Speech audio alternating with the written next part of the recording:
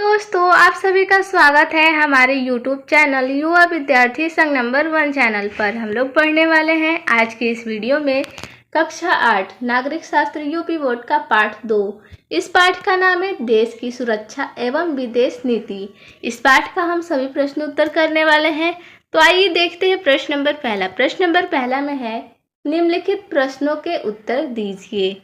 तो आइए देखते हैं प्रश्न क। प्रश्न नंबर क है देश की सुरक्षा में सहायक संगठनों के बारे में लिखिए।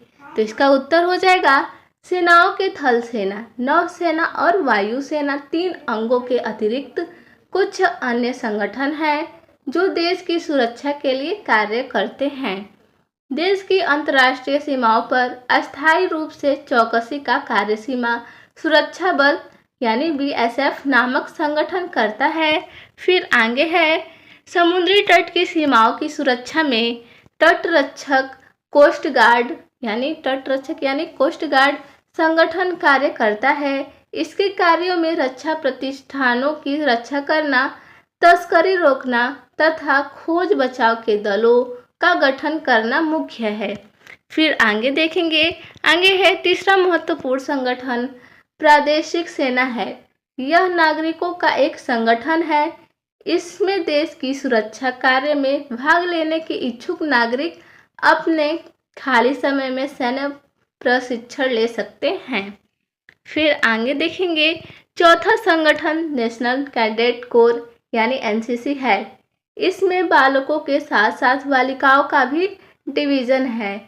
उच्च प्राथमिक विद्यालयों में स्काउट एवं गाइड्स के प्रशिक्षण की व्यवस्था है, यानी कि उच्च प्राथमिक विद्यालयों में स्काउट एवं गाइड्स के प्रशिक्षण की व्यवस्था है। फिर आगे देखेंगे, आगे है केंद्रीय उद्योगों सुरक्षा बल यानी CISF एक अर्धसैनिक बल है जिसका मुख्य कार्य सरकारी कारखानों एवं अन्य सरकारी उपक्रमों को सुरक्षा प्रदान करना है। इसके अतिरिक्त देश की आंतरिक सुरक्षा, विशिष्ट लोगों की सुरक्षा, परमाणु संस्थान, ऐतिहासिक धरोहरों आदि की भी सुरक्षा करता है। नेक्स्ट है यानी आगे देखेंगे केंद्रीय रिजर्व पुलिस बल CRPF भारत के केंद्रीय सशस्त्र पुलिस बलों में सबसे बड़ा है। यह भारत सरकार के गृह मंत्रालय के तहत काम करता है। CRPF की प्राथमिक भूमिका पुलिस कार्रवाई में राज्य या संघ शासित प्रदेशों की सहायता, कानून व्यवस्था और आतंकवाद विरोध में निहित है।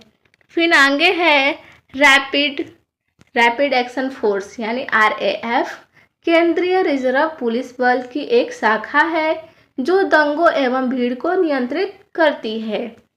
फिर आगे है राष्ट्रीय सुरक्षा गार्ड NSG गृह मंत्रालय के निरीक्षण में काम करती है और इनका मुख्य कार्य विशिष्ट व्यक्तियों की रक्षा, बंधकों का बचाव, महत्वपूर्ण प्रतिष्ठानों को आतंकवादी खतरों से सुरक्षित करना है।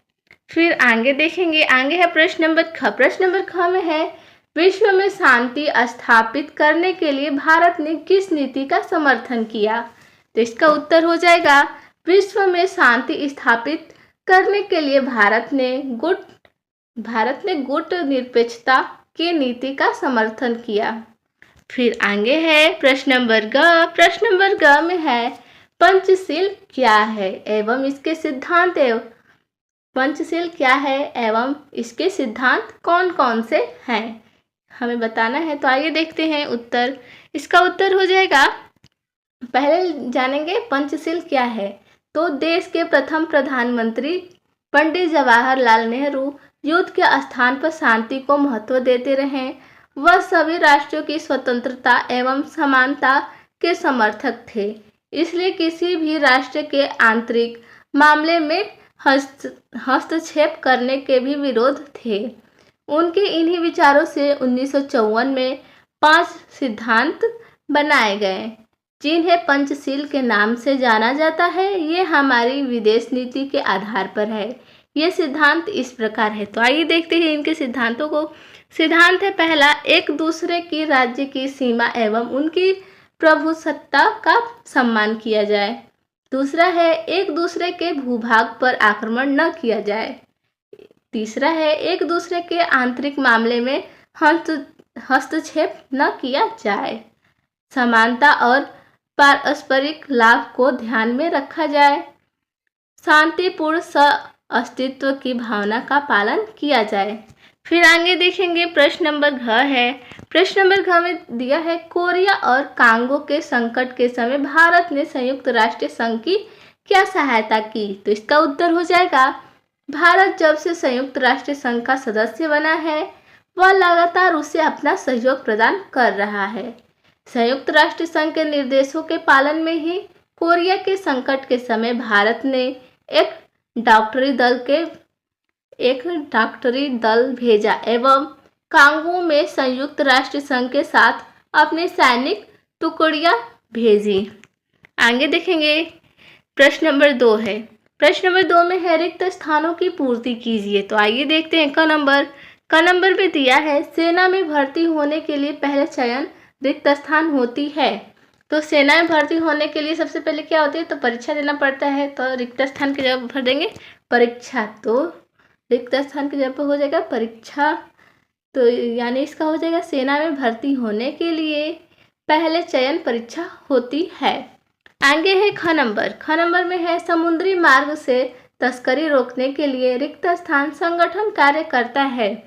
तो रिक्त स्थान की जगह पर हो जाएगा तटरक्षक, यानी समुद्री मार्ग से तस्करी रोकने के लिए तटरक्षक संगठन कार्य करता है। आगे है ग नंबर में है भारतीय सेनाओं का सर्वोच्च कमांडर रिक्त स्थान होता है। तो कौन होता है, तो राष्ट्रपति। तो रिक्त स्थान की जगह भर देंगे राष्ट्रपति। आगे है घ नंबर में है शस्त्रों की होड़ से रिक्त स्थान की संभावनाएं बढ़ जाती है। तो युद्ध की संभावनाएं बढ़ जाती है। तो रिक्त स्थान की जगह भर देंगे युद्ध।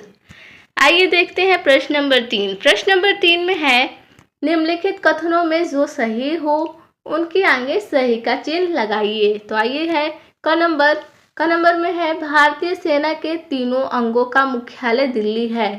तो ये सही हो जाएगा। आगे है ख नंबर में है वायुसेना के अध्यक्ष को एडमिरल कहते हैं। तो ये गलत हो जाएगा, तो इसलिए इसके सामने गलत का चिन्ह लगा देंगे। फिर ग नंबर है महिलाओं को सेना में भर्ती नहीं किया जा सकता। तो ये गलत है, तो इसके सामने गलत का चिन्ह लगा देंगे। आगे देखेंगे प्रश्न नंबर 4। प्रश्न नंबर 4 में है सोचिए और लिखिए। तो क नंबर प्रश्न दिया है क्या आप बड़े होने पर सेना में भर्ती होना पसंद करेंगे, कारण बताइए यदि करेंगे तो इसका उत्तर हो जाएगा हाँ, हम बड़े होने पर सेना में भर्ती होना पसंद करेंगे। उसके कई एक कारण है। तो आइए देखते हैं, हमने 3 कारण बताए हैं। तो पहला है मेरा एक आर्मी ऑफिसर बनने का सपना है। दूसरा, भारतीय सेना में सेवा करना देश के लिए अपना प्यार दिखाने का सबसे अच्छा तरीका है।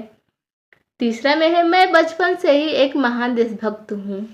आइए देखते हैं प्रश्न नंबर ख। प्रश्न नंबर ख में है आप वायुसेना, नौसेना और थल सेना में से किस में भर्ती होना चाहेंगे। तो आप ये खुद से भी लिख सकते हैं, हमने तो बताया ही है इसका उत्तर। आप वायुसेना, नौसेना और थल सेना में से किस में भर्ती होना चाहेंगे। तो इसका उत्तर हो जाएगा मैं थल में भर्ती होना चाहूँगा। मैं एक सेना अधिकारी बनना चाहता हूँ। जब हम किसी आर्मी ऑफिसर को देखते हैं तो हमारा हाथ अपने आप उन्हें सैल्यूट करना चाहता है। आम लोगों के मन में उनके लिए इतना बड़ा सम्मान है। तो आज के लिए बस इतना ही था। मिलते हैं नेक्स्ट वीडियो में, तब तक के लिए धन्यवाद।